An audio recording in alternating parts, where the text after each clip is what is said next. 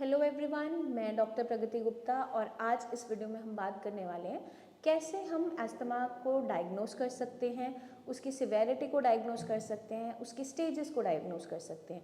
क्योंकि जब हम अस्थमा की बात करते हैं उसमें हम 4 तरह के कंडीशन को बेसिकली केटर करते हैं।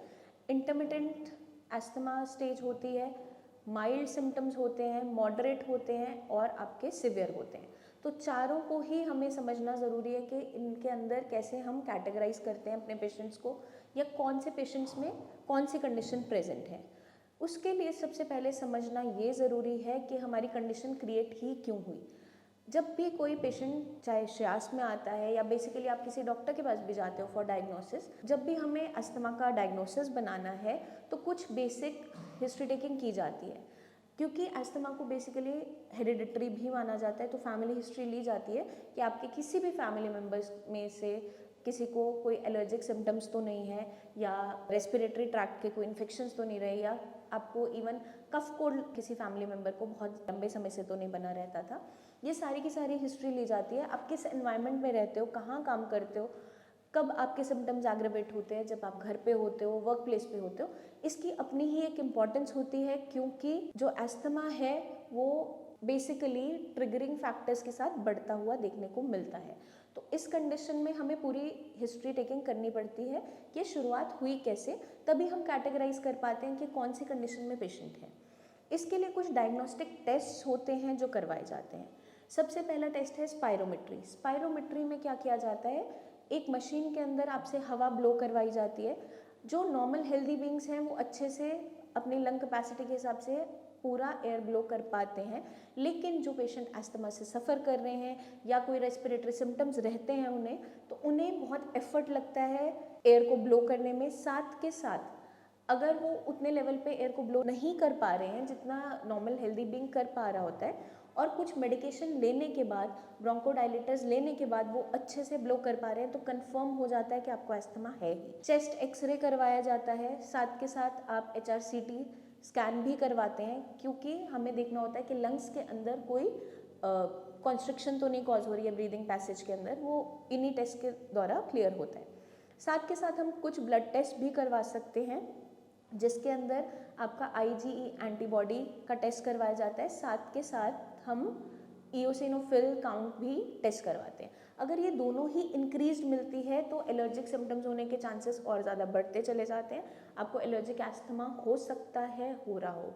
ये सारे के सारे टेस्ट हम करवाते हैं डायग्नोसिस बनाने के लिए। एक टेस्ट होता है ब्रोंकोस्कोपी। ब्रोंकोस्कोपी के अंदर क्या होता है, छोटी सी ट्यूब इंसर्ट की जाती है आपके लंग्स के अंदर।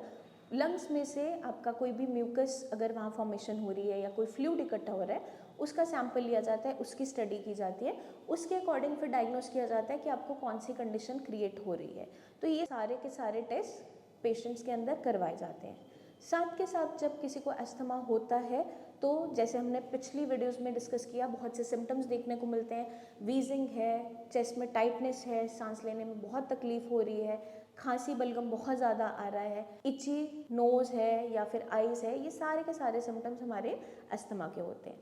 अब जब हम कैटेगराइज करते हैं इंटरमिटेंट स्टेज के अंदर, या फिर आपका माइल्ड है, मॉडरेट है, सिवियर स्टेज है।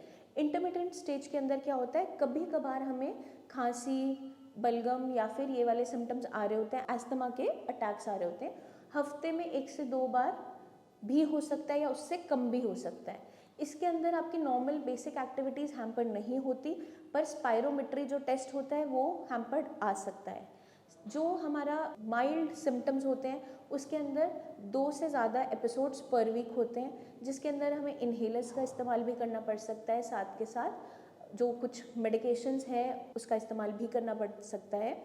मॉडरेट कंडीशन में क्या होता है, 2 बार से ज़्यादा के एपिसोड्स होते हैं, डेली इन्हेलर्स का इस्तेमाल करना पड़ता है।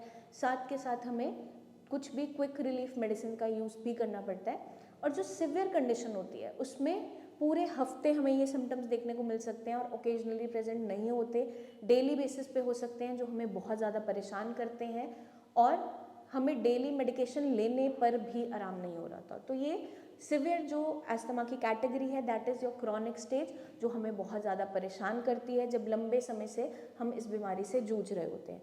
इसलिए आयुर्वेद में जब भी इलाज प्लान किया जाता है, ट्रीटमेंट प्लान किया जाता है, आपके रूट कॉज को हमेशा केटर करते हुए ही किया जाता है, क्योंकि आयुर्वेद में निदान परिवर्जन सबसे मेजर हमारा लाइन ऑफ ट्रीटमेंट है, मतलब रूट कॉज को वहाँ से हटाना। अगर कोई एलर्जन हमारी कंडीशन को ट्रिगर कर रहा है, स्पेशली इन क्रॉनिक केसेस, तो उस एलर्जन से हमें दूर होना बहुत ज़रूरी है। जब तक आप उस एलर्जन से दूर नहीं होगे, आपकी कंडीशन सुधरेगी नहीं, बार बार आती चली जाएगी।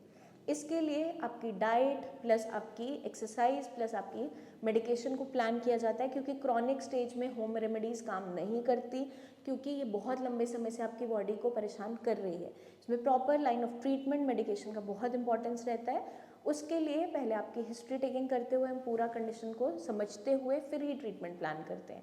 तो आई होप ये वीडियो आपको हेल्प करेगी कि कैसे हम अस्थमा को डायग्नोज कर सकते हैं। आपके माइंड में कोई भी डाउट्स है तो हमारी टीम से ज़रूर पूछिए। माइंड में कोई भी डाउट रखने की अब ज़रूरत नहीं है, क्योंकि श्रेयास की कंप्लीट टीम, आपके डॉक्टर्स आपके साथ खड़े हैं इस बीमारी से आपको बाहर निकालने के लिए। बस आपको एक छोटा सा स्टेप लेना है। आपको नीचे दिए हुए नंबर्स पे आप कॉल करके हमसे बात कर सकते हैं, या कोई भी रिपोर्ट्स हो तो आप व्हाट्सएप करके शेयर भी कर सकते हैं। जल्दी ही मिलेंगे नेक्स्ट वीडियोस में। तब तक के लिए अपना खास ध्यान रखिए। Take care.